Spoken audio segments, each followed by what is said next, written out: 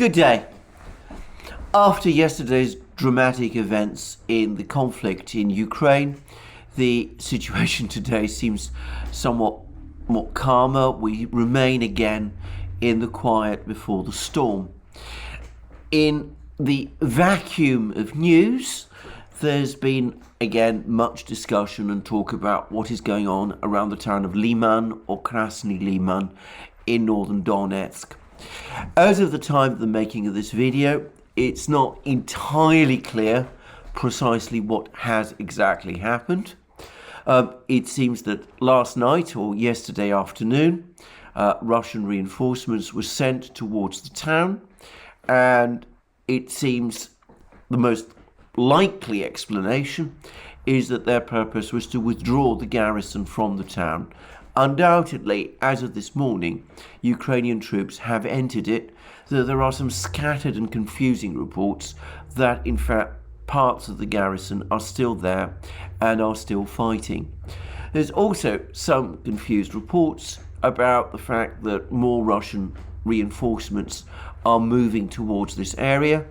I'm not by any means sure whether that is the case, and if so, I'm not really entirely sure what the purpose of these reinforcements is. I think the reason for all this uncertainty is because news, as of the time of making of this video, is extremely unclear. I'm going to make a guess that by the time this video is published, we will have a lot more clarity about the situation. Regardless of that, I'm going to reiterate once more my own long-standing opinions about this battle, which are my own. Others are not under no obligation to share them. They can argue against them, they can dispute them if they wish. But in my opinion, Liman or Krasny Liman is a small place of little strategic importance. It has become, for Ukraine, a kind of obsession to capture this place in order for it to appear to maintain the momentum of its offensive in the remaining few days before the autumn rains close in and before the big Russian reinforcements arrive. And the result is that Ukraine has apparently stripped other parts of its front line, places like Soledar and Siversk, parts of their garrisons, despite these places being under continuous Russian attack, in order to try to capture Liman, which apparently has been ordered at any cost. And the result is that the Ukrainians have indeed made attempts to capture Liman, and for all I know, might even have done so if the reports about the withdrawal of the Russian garrison there are true. But the cost of all of this is disproportionate to the objective, a small, largely deserted town in northern Donetsk, one which I am sure is of little strategic significance. Now, as to the last point, I'm again going to say that's my opinion, that it is a place of little strategic significance, at least now. But of course there are others who have been recently, in the last couple of days, expressing the same opinions.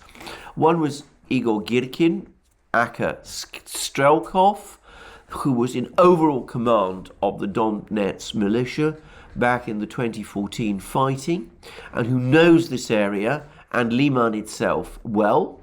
And the other is the current Donetsk militia commander, Alexander Hodakovsky, who is in charge of the Vostok regiment, which is perhaps one of the best regiments in the Donetsk militia. Both of these people take the view that the correct decision, or appear to take the view that the correct decision is to withdraw the garrison, that the garrison remaining and fighting off Ukrainian attacks for almost 3 weeks has actually been extremely helpful from a Russian point of view, in that it has slowed the Ukrainian momentum after their successful offensive in Kharkiv to a trawl, and has obliged Ukraine to redeploy forces from all sorts of other places, weakening other battlefronts. And both seem to be of the view that the defense of Liman has served its purpose, and that holding out there with a small number of troops, allegedly about 500, against much larger Ukrainian forces, really serves no useful purpose from this point on. That is my view. Girkin and Hodorkovsky seem to share it or have similar views to mine. As I said, we'll just have to wait and see how events develop. Anyway, let's return to what I consider to be the more important news, which is the process of incorporation of the 4 regions into Russia. Now, yesterday, in my last program, I mistakenly said that they were, as of now, actually part of Russian territory. It's now absolutely clear that I've got the entire procedure for admission of these 4 regions into Russia completely wrong. And for that, by the way, I apologize about what I said about it in my recent programs.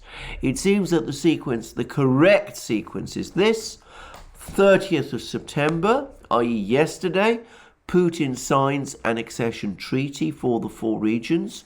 He first, by the way, signed a treaty recognizing the independence of Kherson region and Zaporozhye region from Ukraine, and then he signed separate accession treaties for all 4 regions.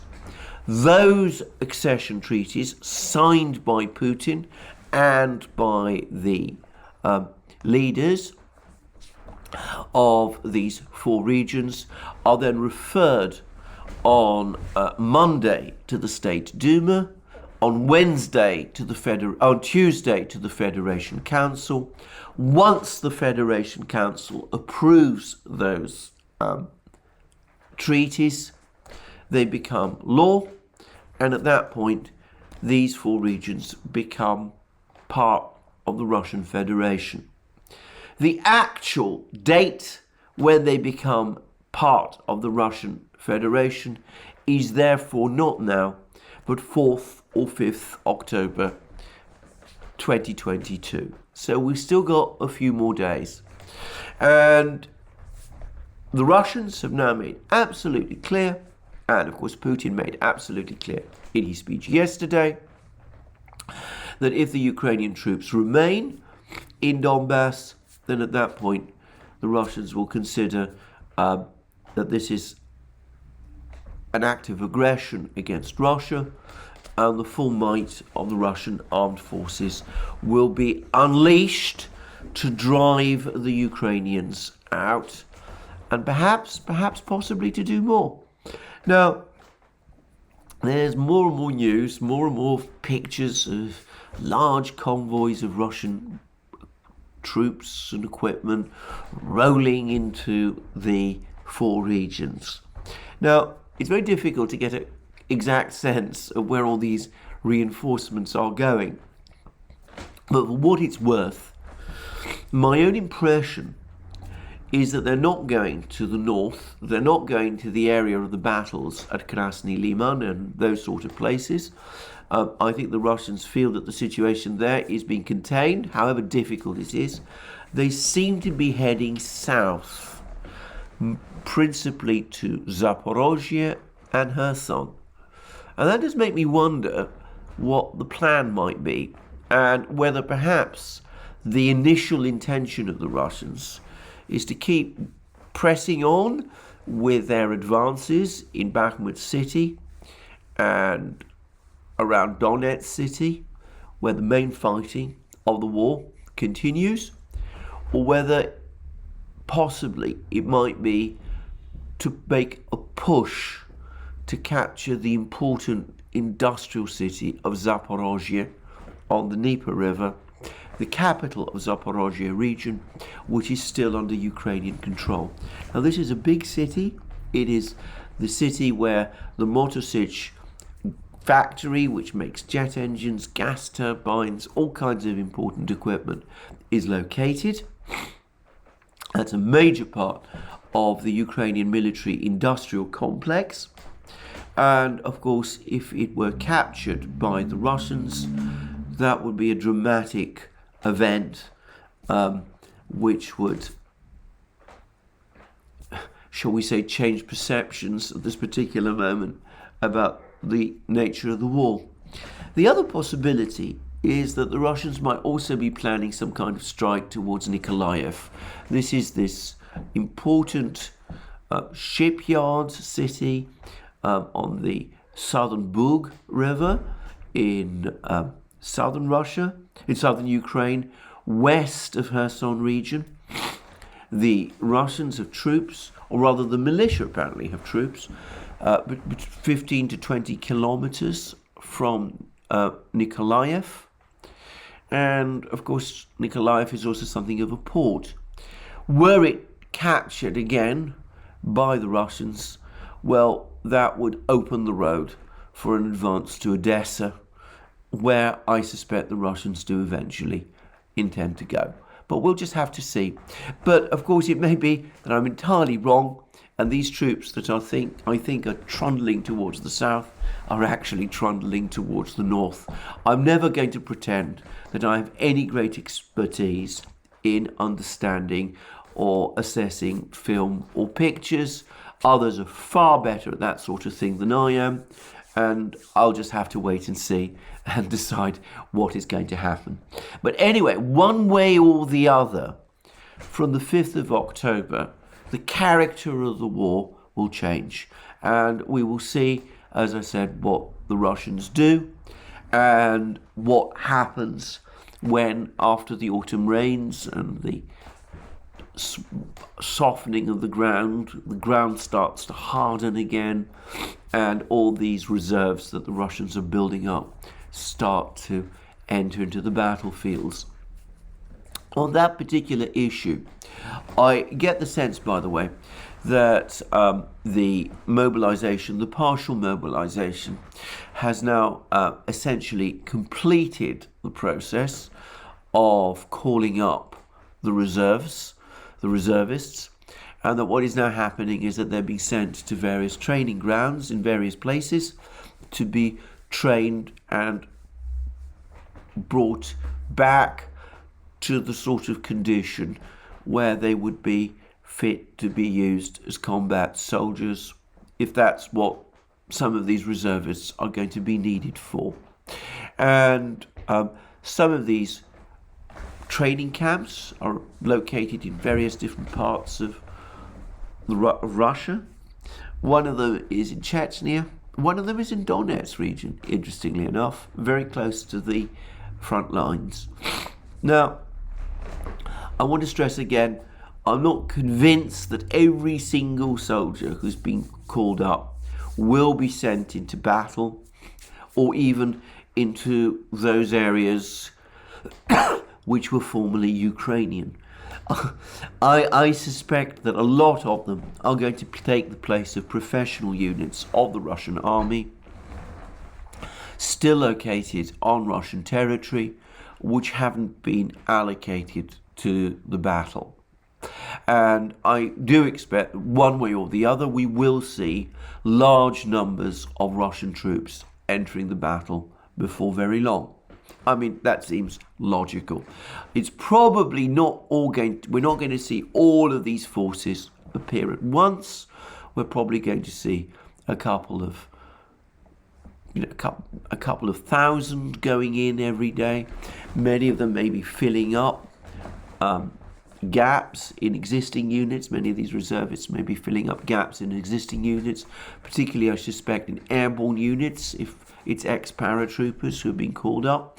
But one way or the other, we will see a steady build-up of Russian force, of Russian military power in Ukraine before very long. Now, one additional little point I just wanted to make, which is that there's been a lot of focus upon the fact that some of these people need training, they need refresher training to bring them back up to the condition where they can fight. I suspect some of them will probably also need a great deal of fitness training, because I doubt that they've maintained the levels of fitness that the military expects whilst they've been in civilian life. But anyway, that's just a minor aside. Anyway, that's the situation on the battlefields up to this moment. What else is going on? Well, there was a meeting of the Security Council yesterday in which the United States and its allies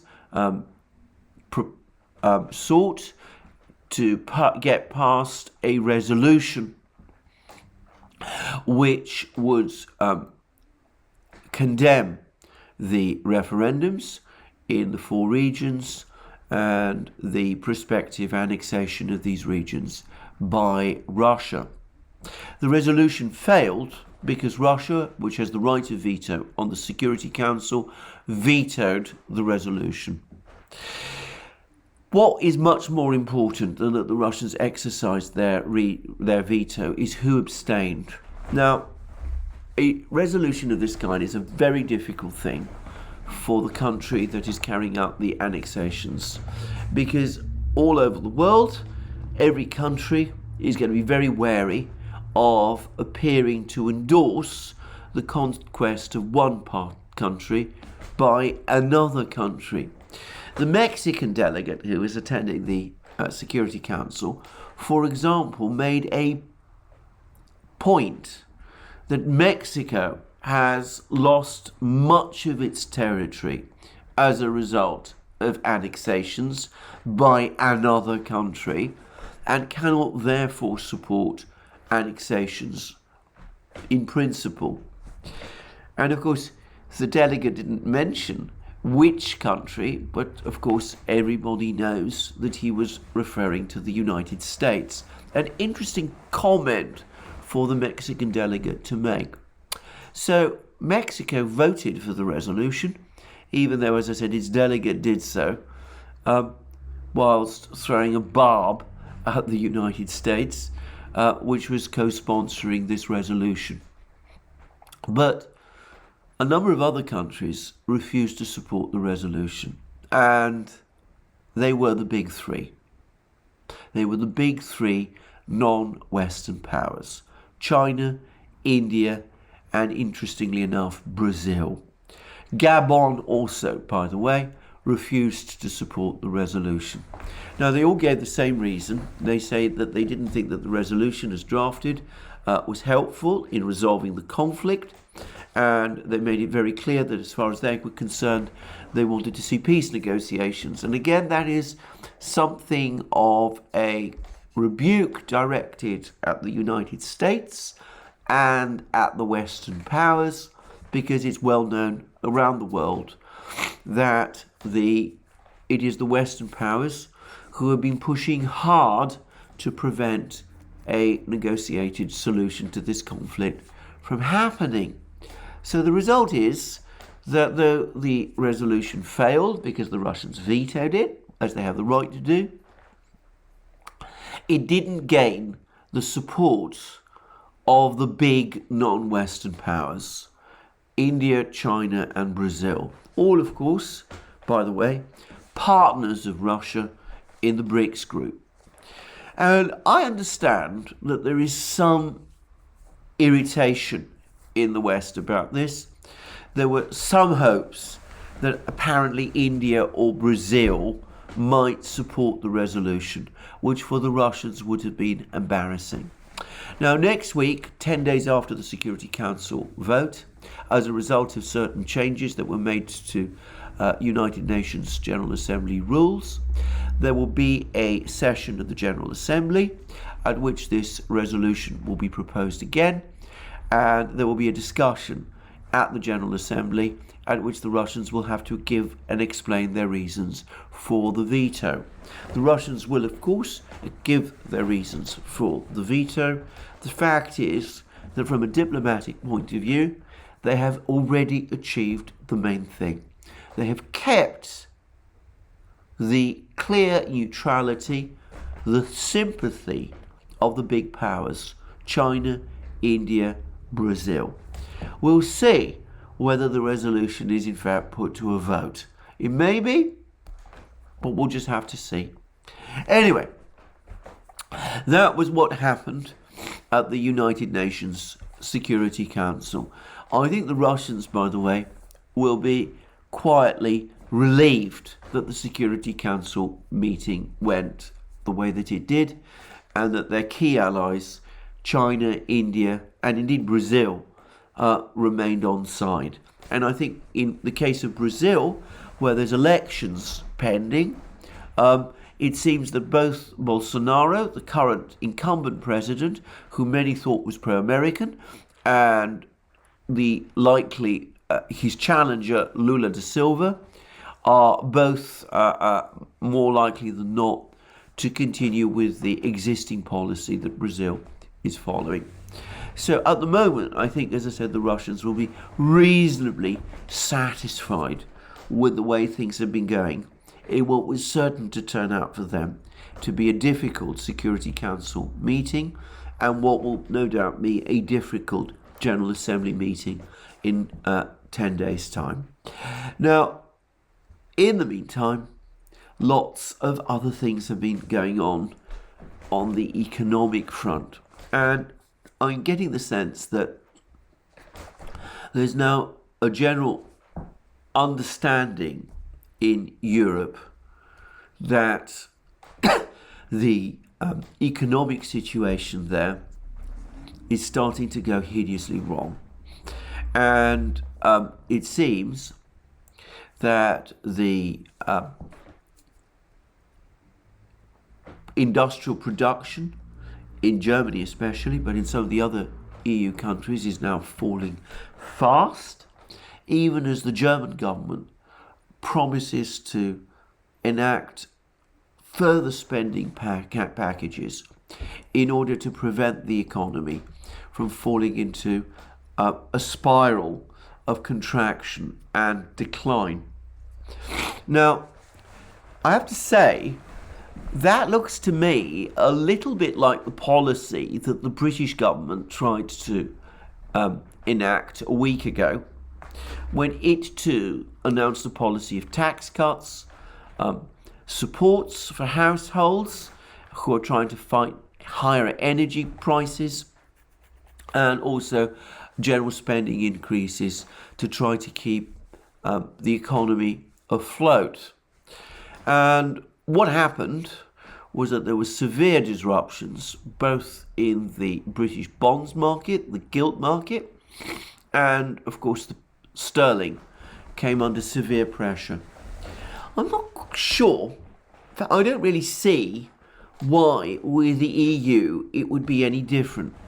Most probably, in fact, and highly likely, or so it seems to me, is that these spending programs that are being announced in Germany and elsewhere are going to start causing doubts about the underlying financial stability of the EU and perhaps of the Eurozone in particular, and that they will start to increase pressure, result in growing pressure on the euro, which is of course already trading below parity with the dollar.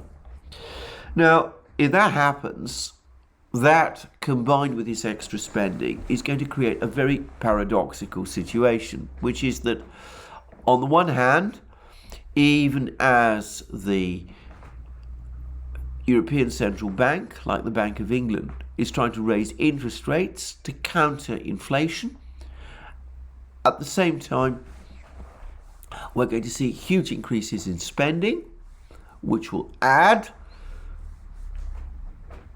more demand, which will push up inflation, all at a time when supply is falling because industrial production is contracting.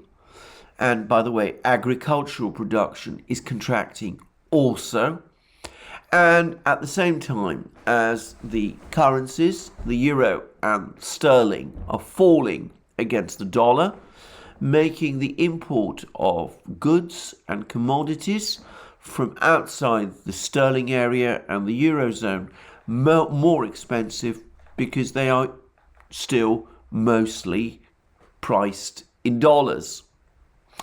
So it seems to me that this extraordinary mix of policies we have in Europe are going to make the recession worse, the inflation higher, and that we could start to see very quickly, in fact, a spiral which is going to start affecting the banking system as banks start to worry about the ability of some of their borrowers to meet their obligations.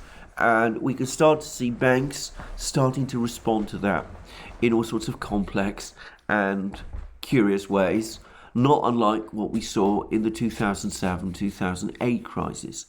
And by the way, there are now some market players who are talking about the fact that the situation in Europe is starting to resemble that in the late summer of 2007, when the situation has basically turned into one of a downward economic and financial spiral.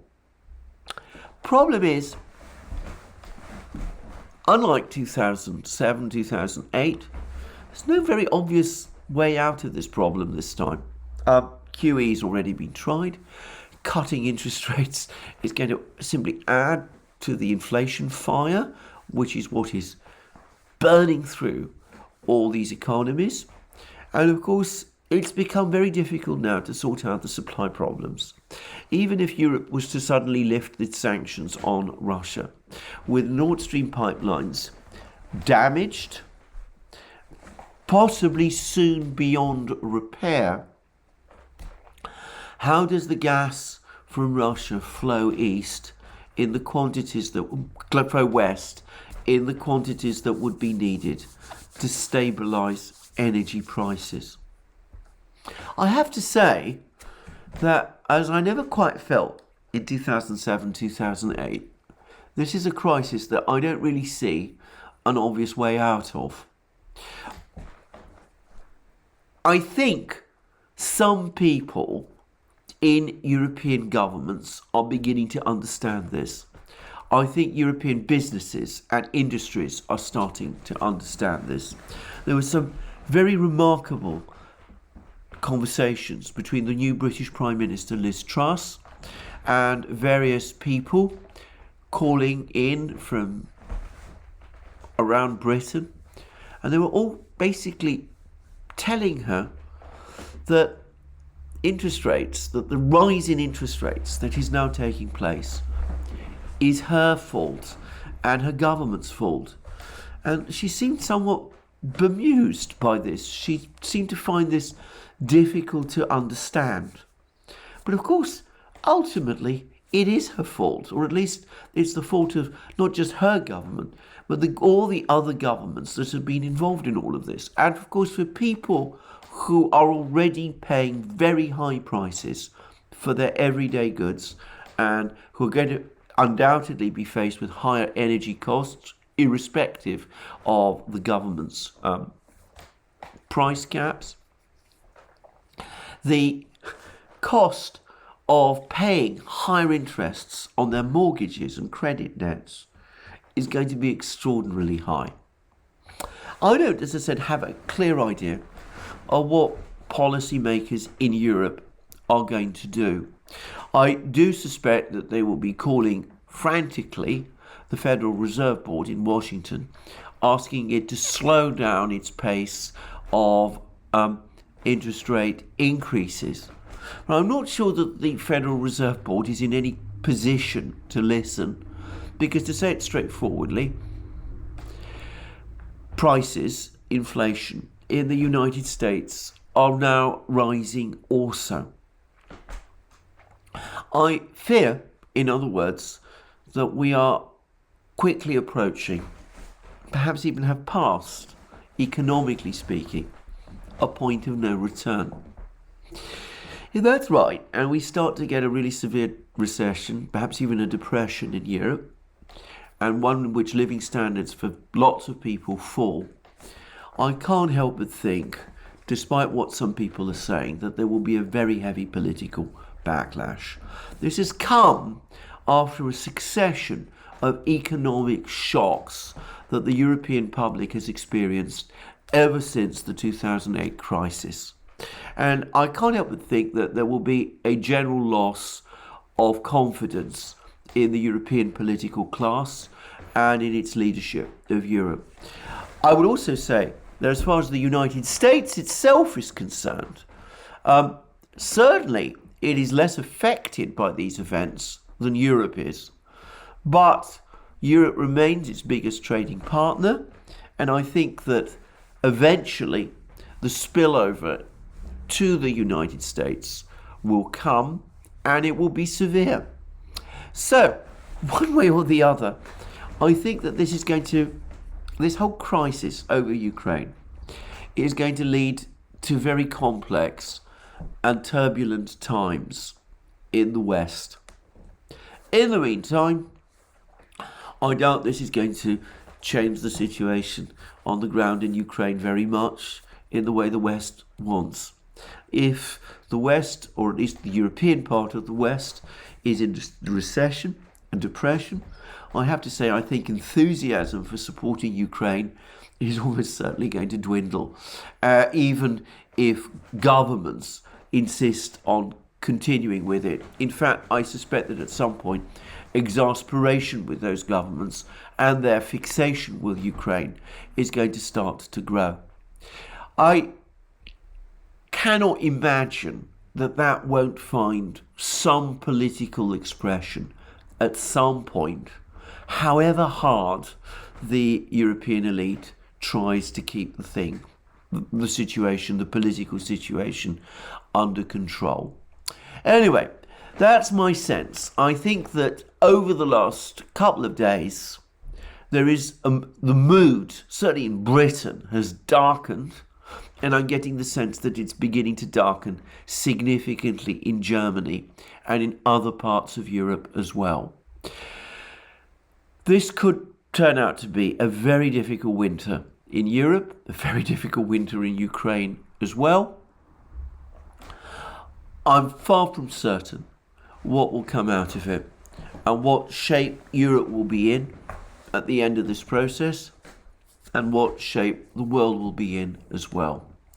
There's been, by the way, a very interesting editorial in Global Times. I'm not going to read it, it's very long, like most Global Times editorials are, but I will provide a link under this video, lamenting the incompetence and servility of Europe's leadership as it destroys Europe's economy and engineers deindustrialization on the European continent in order to serve American, well, perhaps not interests so much as obsessions. I think most of the rest of the world, China, India, all of these other places, are looking upon these events with bemusement and horror.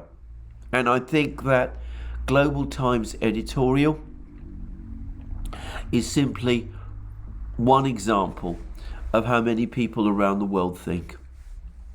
But anyway, whatever happens, I have to say for once, I'm not really sure in Europe what's going to happen, how we're going to come out of all of this. Whatever happens, I will be here to cover it. Thank you for joining me again today for this reasonably short video today. As I said, there's not been a huge amount of news. And remember, you can join us on our other platforms, Locals, Rumble, ODYSEE, BITCHUTE, Telegram. And if you join us on Locals, you can participate in my Locals live streams, which are exclusive to Locals. You can put any question you want to me there, and they take place at 1400 hours Eastern Standard Time, 1900 hours London time. And if you want to support our work, you can do so via Patreon and Subscribestar, links under this video. And you should also check out our shop and think about buying for yourself all the great things you will find there. The magic mugs, the hats, the hoodies, the t-shirts, the sweatshirts, and all of those things. Lastly, before I switch off, I just want to say thank you to all of those people who've expressed support for me during my period of illness with my really disagreeable head cold. I should say that today is the first day that I've started to feel a little bit more like myself, though the cold is still there. Anyway, thank you for joining me again today. More from me soon, and have a very good day. And if you like this video, please remember to press the like button and to check your subscription to this channel. Good day.